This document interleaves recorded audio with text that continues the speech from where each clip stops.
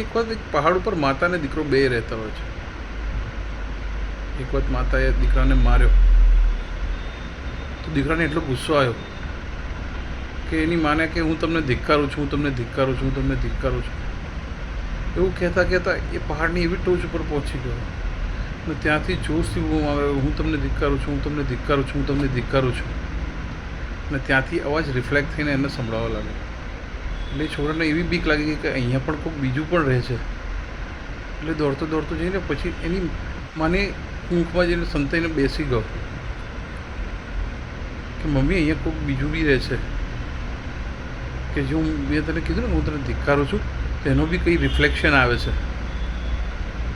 એટલે એની મા કહે કે બેટા હવે તું જા એ જ પહાડ ઉપર જઈને કે હું તને પ્રેમ કરું છું, હું તને પ્રેમ કરું છું, હું તને પ્રેમ કરું છું. એનો શું જવાબ આવે છે તો મને કહે. પછી છોકરો ગયો. પછી એને ત્યાં જઈને એ જ શબ્દ બોલ્યો, હું તને પ્રેમ કરું છું, હું તને પ્રેમ કરું છું, હું તને પ્રેમ કરું છું. એનો પડઘો એ જ આવ્યો. નીચે એને એની માને કીધું કે મમ્મી આવું આવું થયું.